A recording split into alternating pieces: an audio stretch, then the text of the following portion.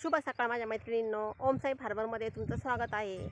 चला तर बघा, आम्ही आलेलो आहे आज कपाशीला खत टाकण्यासाठी। मी खत टाकून घेतलं आहे, कारण की खत टाकलं तेव्हा मी काय व्हिडिओ घेतलेला नाही। 1 एकर कपाशीला खत टाकून आपण लगेच पाळी घातलेली, कारण की आता हे खत पाळी घातल्यामुळं त्याच्यावर माती पडल आणि मग पाऊस आल्याच्यानंतर ते आपल्या कपाशीला लागू होईल। तर आता एकादशी आलेली, आषाढी एकादशी, धाकटी एकादशी आली, पाऊस येण्याची शक्यता आहे। त्यामुळे आपण कपाशीची मेहनत सुरू केलेली आहे। खुरपणी वगैरे झालेली आहे, गवत काढून झाले त्यातलं आता। तर आपण खत टाकलेलं आहे 18-18-10 अशा प्रकारे आपण खताचा डोस केला आहे। दुसरा डोस आहे हा। कपाशी झालेली आहे आता आपली आज 1.5 महिन्याची। हे बघा, ही 1 एकर कपाशी आज आपल्याला खत टाकलं आहे आणि पाळी घालायचं काम चालू आहे। आणि रविवारी फवारा पण केला आहे बरं का आपण। हिला मावा पडला होता कपाशीला, कारण की आपण 20 दिवस झाले असतील तेव्हा पाणी दिलं। मोटरीचा पाऊस थोडासा आला नव्हता, सुकायला लागली होती कपाशी, त्यामुळं पाणी दिलं होतं। पाणी दिल्याच्यानंतर 3 ते 4 दिवसात पाऊस आला, त्यामुळं थोडासा तिला असं मावा पडल्यासारखा झाला होता पाण्याने, कारण की कपाशीला जास्त काही वरचं पाणी चालत नाही, ती पावसाच्या पाण्याने छान येत असते। त्यामुळे थोडासा मावा पडला होता। आपण छान असं तिला फवारणी केलेली आहे, खूप छान फवारणी झालेली आहे।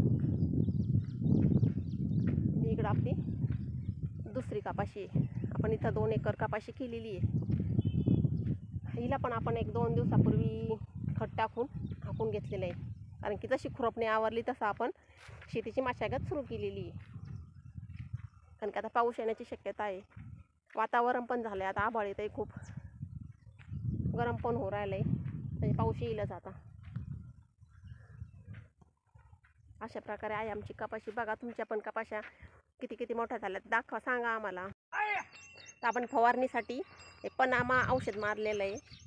अगदी आज 3-4 दिवस झाले तरी पण कपाशीचा एकदम असा औषधाचा वास येऊ राहिला आहे। छान आहे औषध आहे। 1100 रुपये एकरचं औषध भेटलेलं आहे आम्हाला। हे खूप छान रिझल्ट पण आहे याचा, तर तुम्ही पण हे मारून बघा एकदा। आज सुद्धा कपाशीचा एकदम असा औषधाचा वास येतोय। आणि ह्यावेळेस आपण कपाशीला पाळी घालण्यासाठी मोठी पास वापरलेली आहे। तर अशी एकदम कपाशीला बुडापर्यंत माती लागली, म्हणजे आता गवत येण्याची पण शक्यता कमी आहे, म्हणजे आपली एक खुरपणी वाचली आता।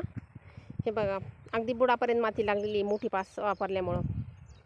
पहिल्या 1 खुरपणी केली तेव्हा लहानी पास वापरली होती, तर आपल्याला बरंचसं खुरपावं लागत होतं, कपाशी छोटी होती तेव्हा। अशा प्रकारे मस्त अशी कपाशी झालेली आहे बघा तुम्ही। आणि अजिबात गवत राहिलेलं नाही आहे। छान असं जे गवत राहिलं होतं त्याच्यावर पण आता माती पडली, म्हणजे ते आता वरती पण येणार नाही। हे बघा, अशा प्रकारे आपली कपाशी। इकडं मला खत टाकूसपर्यंत ओमसाईच्या पप्पानी पाळी घातलेली बघा अशी। आता एवढ्याच साऱ्या राहिलेल्या आहेत फक्त पाळी घालायच्या, 10-12 साऱ्या झाले मग।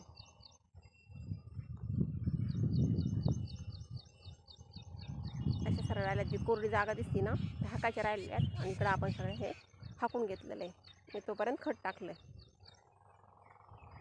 अशा प्रकारे चालते आमची शेती। चला तर मग, बाय बाय।